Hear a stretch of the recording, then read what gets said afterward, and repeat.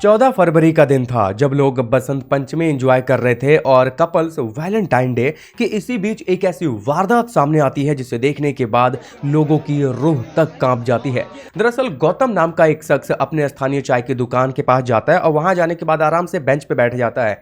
वहां पे फिर जितने भी लोग मौजूद होते हैं उसे देखने के बाद उनके रोम रोम खड़े हो जाते हैं, क्योंकि गौतम के हाथ में एक महिला का कटा हुआ सर होता है जिससे कि अभी खून भी टपक रहा होता है। हालांकि गौतम के बॉडी पर भी खून के छींटे होते हैं। मैं माफी चाहूंगा आप सभी से कि मैं ये वीडियो आपको यहां पर नहीं दिखा सकता, बिकॉज ये वीडियो इतनी ज्यादा डिस्टर्बिंग है गाइस कि अगर आप इसे एक बार देख लोगे तो आप बहुत दिनों तक डिस्टर्ब फील करोगे। बाय द वे, मैं इसके आगे पीछे की वारदात जरूर बताऊंगा कि आखिरकार इतनी क्रूरता इंसानों में आ कहां से रही है। और अगर आप अपनी बेटी की शादी करने वाले हैं या फिर आप एक खुद लड़की हैं, अपना पार्टनर चूज करने वाले हैं, मैं यही कहूंगा कि आपको गौतम केस के बारे में पता होना चाहिए, जो कि इस वीडियो में एक्सप्लेन करूंगा ही। और मेरी हर वीडियो का मकसद भी यही होता है कि देश दुनिया में क्या हो रहा है ये आपके सामने रखूं और आप उसी के अकॉर्डिंग अपना एनवायरनमेंट क्रिएट करें और अपने आप को सेफ रखें। खैर, गौतम ने अपनी वाइफ के साथ जो क्रूरता दिखाई सो दिखाई ही, लेकिन उससे पहले आज हम एक ऐसे केस के बारे में डिस्कस करने वाले हैं जो कि एक पिता अपनी 8 साल की बच्ची का गला रेत के उसे झाड़ियों में फेंक देता है मरने के लिए। लेकिन जब उस केस का खुलासा होता है तो वो केस गौतम के द्वारा की गई क्रूरता से कम नहीं होती है। तो आओ फिर मिलकर शुरू से शुरू करते हैं और जानते हैं देश दुनिया की डार्क रियलिटी।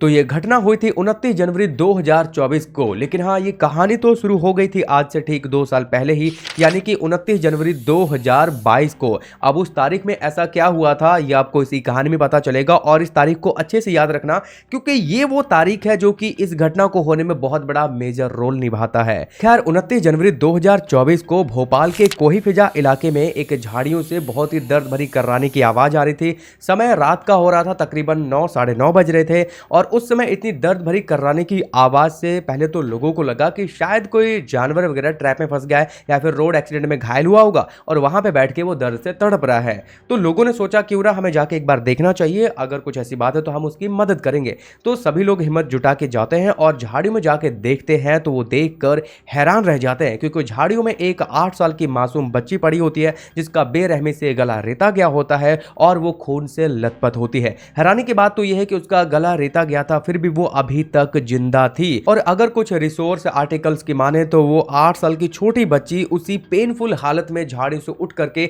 सड़क पे आई थी और सड़क पे आकर के लोगों से मदद की गुहार लगा रही थी।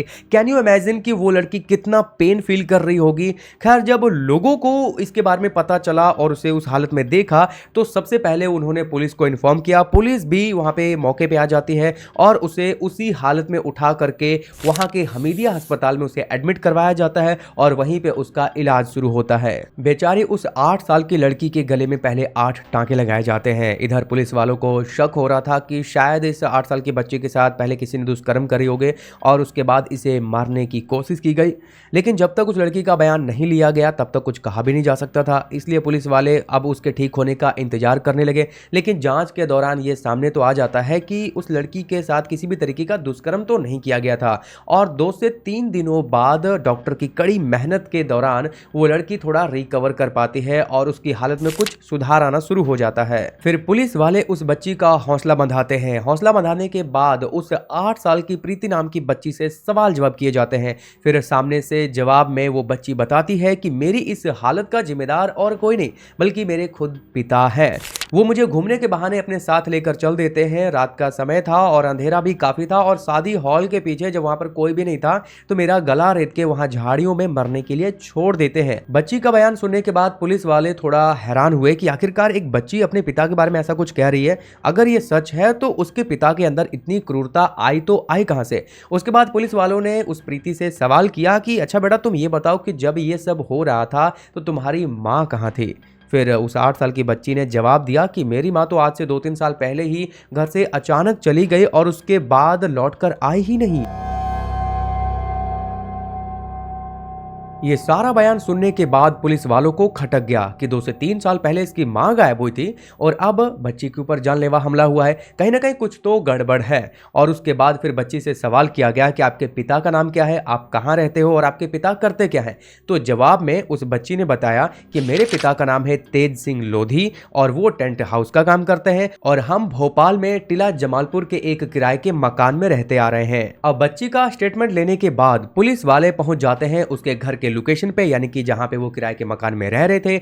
अब तेज सिंह लोधी से मिलने के बाद पुलिस वाले उसे ये बताते हैं कि आपकी बच्ची हमें 2 से 3 दिन पहले हमें इस हालत में मिली थी झाड़ियों में और अब उसका ट्रीटमेंट हुआ है और उसका बयान कुछ ऐसा है कि आपने ही उसे जान से मारने की कोशिश की थी और उसे झाड़ियों में मरने के लिए छोड़ दिया था। ये सारी बातें सुनने के बाद बच्ची का पिता यानी कि तेज सिंह लोधी पुलिस वालों के सामने रोते हुए बोलने लग जाता है कि मैं तो खुद परेशान हूं, मेरी बच्ची 2 से 3 दिन पहले गायब हो गई थी और उसकी दिमागी हालत भी ठीक नहीं है और तब से मैं उसे ढूंढने की कोशिश कर रहा हूं। यानी कि वो कुछ ऐसे रिएक्ट करता है जैसे कि उसे बहुत दुख हो रहा है और उसकी बच्चे की दिमागी हालत ठीक नहीं थी और शायद वो इसलिए ऐसा कुछ बोल रही है। लेकिन पुलिस को तो पूरा डाउट था कि उस बच्ची ने जो बयान दिया है वो बिल्कुल सही दिया है। फिर पुलिस वाले वहां की सीसीटीवी फुटेज खंगालना शुरू करते हैं, यानी कि वो जिस मकान में रह रहे थे वहां पे कैमरे वगैरह लगे हुए थे। तो उस फुटेज में साफ साफ दिखाई पड़ जाता है कि जो उस रात वारदात हुई थी उस वारदात से ठीक पहले उसका पिता अपनी बच्ची को साथ में ले जाता हुआ नजर आता है। अब सबूत तो सामने था कि वारदात से पहले बच्ची आपके साथ ही थी।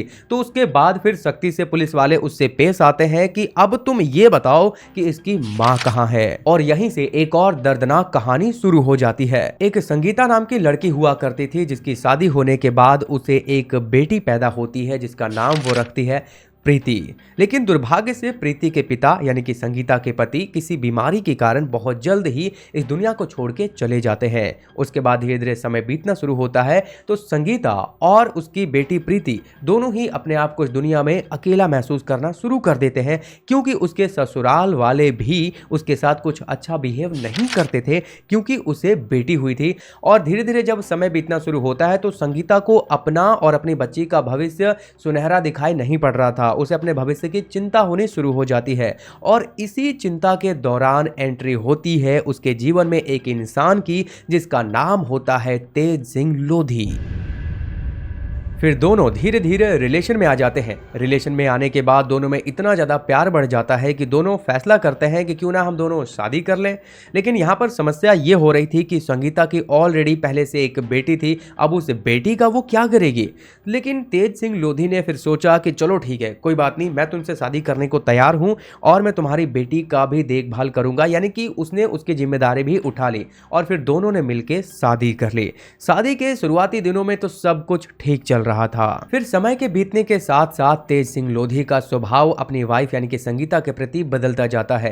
कारण जहां तक मुझे सर्च करके मिला है कि ये कि उसके आसपास के जो लोग थे जहां पे वो रह रहे थे उसके आसपास के लोग तेज सिंह लोधी को ये बताते थे कि जब तुम काम पे चले जाते हो तो तुम्हारी पीठ पीछे तुम्हारी संगीता वाइफ किसी और से मिलती है, किसी और से बात करती है। अगर हम साफ शब्दों में कहें तो संगीता का अफेयर चल रहा था। और जब इसके बारे में तेज सिंह लोधी अपनी वाइफ से बात करता है तो संगीता इसके बारे में साफ मना कर देती है कि मेरा किसी के साथ कोई अफेयर नहीं चल रहा, आप लोगों की बातों पे ध्यान मत दो, वो आपको गलत इंफॉर्मेशन दे रहे हैं। लेकिन तेज सिंह लोधी को लोगों के द्वारा बताई गई बातों पर ही भरोसा हो रहा था और इसलिए 2022 से ठीक 29 जनवरी को वो अपनी वाइफ को घुमाने के बहाने अपने साथ लेकर चल देता है और उसी झाड़ियों के पीछे शादी हॉल के पीछे ले जा करके अपनी वाइफ का पहले बेरहमी से गला रेतता है और उसके बाद उसके चेहरे को बेरहमी से कुचल देता है ताकि उसके चेहरे को कोई पहचान ही ना सके। हालांकि ये मर्डर करने के बाद तेज सिंह लोधी पिछले 2 सालों से आजाद घूम रहा है और ना ही इसके ऊपर कोई केस हुआ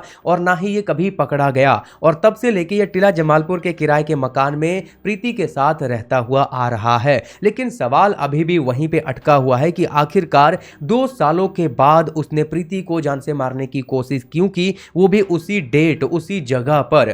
तो इसका जवाब देते हुए तेज सिंह लोधी ने फिर बताया कि मैं अपनी बेटी को यानी कि कि प्रीति को पहले तो जान से मारना नहीं चाहता था, लेकिन जैसे जैसे समय बीतने लगा तो प्रीति अपनी माँ को लेकर सवाल करना शुरू कर देती है कि मेरी माँ कहाँ गई, मुझे मेरी माँ से मिलवा दो, मेरी माँ से बात करवा दो। तो उसके मन में आया कि अगर ये इसी तरह से सवाल करती रहेगी तो लोग मेरे से सवाल करना शुरू कर देंगे और जो मैंने ये कांड किया है वो लोगों के सामने आ जाएगा और मैं पकड़ा जाऊंगा। और इसीलिए मैं पिछले 1 सालों से अपनी बेटी को जान से मारने की कोशिश कर रहा था और जैसे ही 2024 ठीक वही तारीख यानी कि 29 जनवरी आता है तो मैं अपनी बेटी को उसी जगह पे ले जा करके उसकी जान लेने की कोशिश करता हूं। हालांकि वो बात अलग है कि वो बच जाती है, लेकिन वो कहते हैं ना कि कुदरत का हिसाब बराबर होता है और शायद इसी वजह से वो प्रीति मरते मरते बच जाती है और एक हाफ मर्डर केस की वजह से वो तेज सिंह लोधी कानून के सामने वो गुनाहों की सजा पाने के लिए खड़ा हो जाता है, जो कि आज से उसने 2 साल पहले किया था। ओके तो गाइस ये कहानी तो यहाँ पे समाप्त हो जाती है, लेकिन अब हम बात करते हैं उस गौतम नाम के शख्स की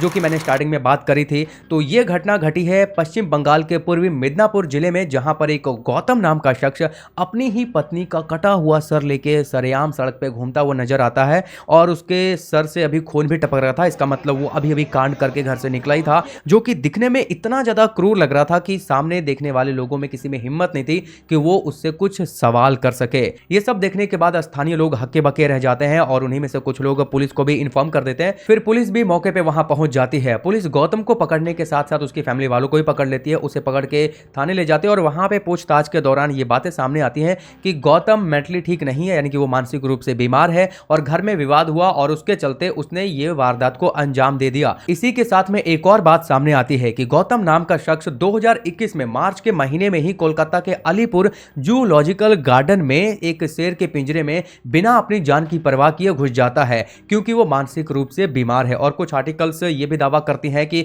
गौतम को लग रहा था कि उसकी वाइफ का एक्स्ट्रा मैरिटल अफेयर चल रहा है। वैसे मैं इसके बारे में कुछ नहीं कह सकता क्योंकि मुझे डिटेल में इसकी जानकारी नहीं मिल पाई है। By the way extra marital affair बहुत ज्यादा डेंजरस रूप लेता जा रहा है, चाहे वो हस्बैंड करे चाहे वो वाइफ करे। ये आए दिन हमें नए से नए केस देखने को मिलते रहते हैं, जो कि 14 फरवरी को एक और क्राइम हुआ था जो कि मैंने पिछली वीडियो में कवर करा, जहां पर एक मामी अपने भांजे के प्यार में पागल हो जाती है और उसके बाद उसके साथ मिल करके अपने पति को ही मरवा देती है और ये भी 14 फरवरी को घटा था। बाय द वे अगर हम गौतम की ओर देखकर बात करें तो आपको आए दिन ऐसे केस देखने को मिल जाएंगे जहां पर लोग अपनी कमियों को छिपा करके सामने वाले से शादी कर लेते हैं।